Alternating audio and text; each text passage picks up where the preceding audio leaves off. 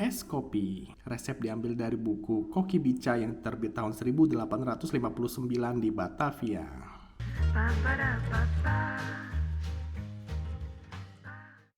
Resep kali ini kita akan ambil dari buku Koki Bica yang terbit di Batavia tahun 1859. Buku Koki Bica ini disebut juga kitab masak-masakan India. Nah, India di sini bukan artinya negara India ya, tetapi India di sini adalah penyebutan untuk Indonesia pada masa itu. Buku ini ditulis oleh Nona Cornelia. Nah, buku ini merupakan Vijfde druk atau edisi kelima.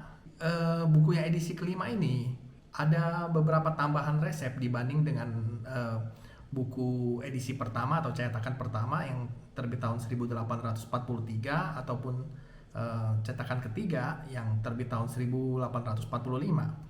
Nah, tambahan-tambahan di buku ini terutama adalah tambahan makanan dingin atau es. Nah, mungkin banyak yang bertanya-tanya ya, tahun segitu belum ada kulkas, belum ada listrik, bagaimana cara orang membuat es? Nah, ternyata es itu berupa balok es itu diimpor dari Amerika, dari Boston tepatnya, itu ke Batavia pada tanggal 18 November 1846. Tentunya hal itu membuat kehebohan karena orang-orang Eropa bisa menikmati hidangan atau minuman es di negara-negara tropis. Nah, es ini itu dipesan oleh perusahaan Rosely & Co. Itu orang Eropa yang berbisnis di Batavia pada saat itu. Karena hal itu termasuk istimewa atau heboh ya. Hal itu dimuat di koran pada saat itu. Nama korannya adalah Java Koran yang beredar di Batavia.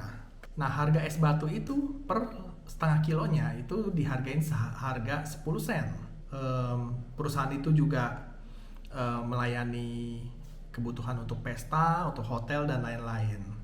Dan hotel yang pertama kali menghidangkan hidangan dingin ini di Batavia itu adalah Hotel Des Indies. Nah, kalau kita lihat sejarah Hotel Des Indies di Batavia ini, sebetulnya sejarahnya panjang ya. Area situ pada zaman VOC itu sebetulnya milik Gubernur Jenderal Batavia yang bernama René de Klerk. Di mana rumah tinggalnya René de Klerk itu kita masih bisa lihat sekarang yang saat ini menjadi gedung arsip di Jalan Gajah Mada ya. Lalu hotel itu dibangun tahun 1820-an. Nah, lalu pada tahun 1845, Hotel Des Indies itu berpindah tangan ke seorang pengusaha keturunan Prancis yang bernama Etienne Cholon. Nah, lalu ada cerita menarik nih. Tahun 1846,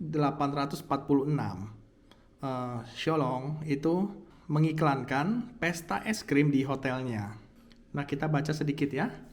Cholon appeared not to be lacking in creativity with regard to promoting his hotel, and he offered ice, which was still a rarity in those days, to attract guests. The first ice factory in Batavia was still several years away, but Cholon was able to purchase natural ice from a ship which arrived in Batavia on 16 November 1846. Cholon offered ice evenings at the Salon de Grace at his hotel on 22 December 1846. Nah, kira-kira artinya begini. Tahun 1846, Cholon mengadakan malam es atau malam es krim ya di Salon de Glace atau ice cream parlor atau tempat makan es krim di hotelnya pada tanggal 22 Desember 1846. Nah, kita baca lagi ya.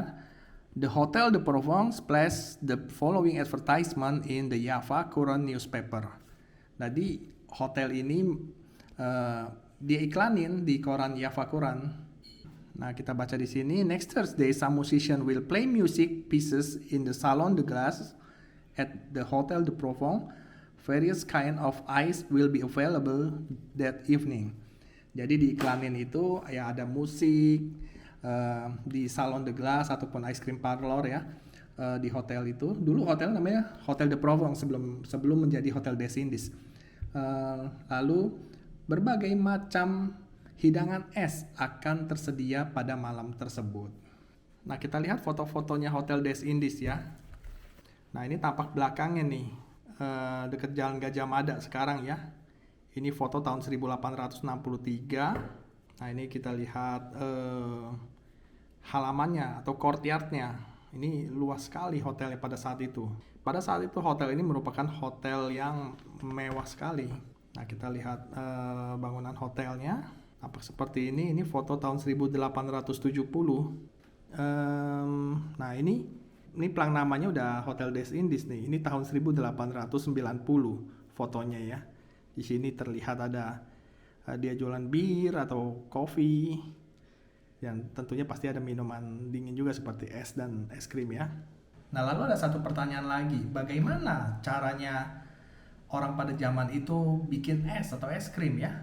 Jadi di tengahnya itu ada tabung yang buat kita tuang cairan es, bahan es krimnya. Lalu sekelilingnya itu ada es yang dicampurin garam, ditutup dan itu diputar pakai tangan. Lalu makin lama itu akan semakin mengeras akhirnya jadi es krim. Nah, kalau di resep ini kita lihat ya, di resep ini es krimnya itu tidak menggunakan krim, whipped cream. Tentunya teksturnya itu tidak akan sama dengan es krim yang seperti kita tahu ya, seperti Häagen-Dazs atau Baskin Robbins ataupun Campina dan lain-lain yang menggunakan krim, karena itu teksturnya itu akan creamy sekali. Nah, kalau dari resep ini kita lihat hanya menggunakan telur. Oke, kita baca ya resepnya ya. Es kopi. Ambil 4 bungkus kopi yang sudah dibakar, campur sama 1 botol setengah susu yang mendidih. Kalau itu kopi sudah sampai direndam, keluarin dia dengan ayakan yang halus. Habis banting 4 telur sama setengah pon gula pasir. Kalau sudah, mesti campur itu susu sama telurnya. Tetapi jangan berhenti aduk. Habis taruh di api lagi sampai mendidih. Kalau sudah, angkat dari api dan aduk sampai sudah menjadi dingin. Kalau sudah dingin, boleh taruh dalam tempat es. Kita coba aja ya sekarang ya. Nah, ini bahan-bahannya ya. Ada gula, ada telur, kopi, dan susu. Nanti telurnya ini kita kocok dulu bareng gulanya. Nah, kita kocok telurnya dulu ya. Nah, mungkin segini aja cukup deh ya. Nah, kita seduh kopinya dulu ya. Kita panasin susunya. Nah, ini udah cukup panas, sudah hampir mendidih. Kita masukin kopinya ya.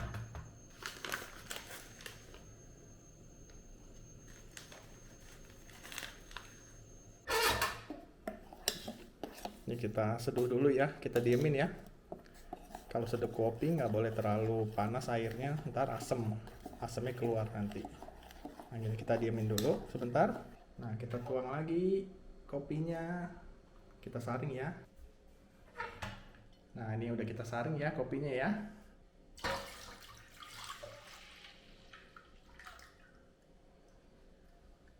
Dan telurnya kita cemplungin ya. Nah, ini udah mulai panas ya. Udah mulai panas, kita matiin kompornya ya. Kita aduk-aduk terus sampai lumayan dingin, baru kita pindahin ke tempat es ya.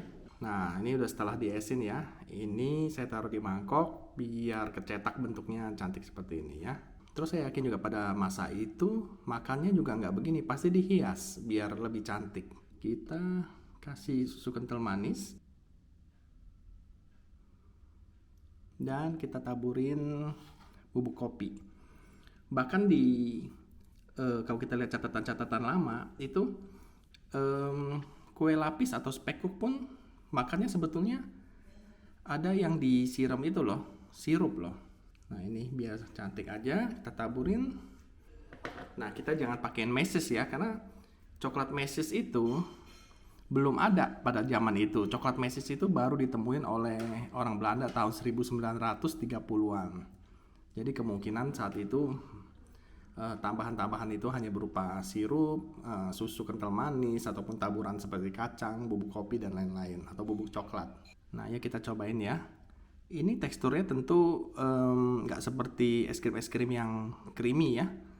Dan tapi tentunya ini juga nggak seperti es serut yang benar-benar es serut gitu, hanya yang campuran air ataupun sirup doang. Karena ini kan pakai telur ya, jadi dia teksturnya itu akan lebih tebal. Kita bisa bayangin kehebohannya pada tahun 1840-an, orang-orang Batavia bisa makan hidangan seperti ini ya, karena kedatangan es dari Boston Amerika itu. Kita cobain ya. Enak banget, memang enak banget. Susu sama kopi aja udah enak, apalagi dijadiin es begini. Nah, karena ditambahin telur ini, teksturnya ini jadi tebel gitu. Beda sama es potong ya, yang pemakaian tepungnya cukup banyak gitu, ataupun es goyang gitu. Oke, sampai di sini dulu. Sampai jumpa di resep berikutnya yang lebih unik lagi, lebih jadul lagi. Dah.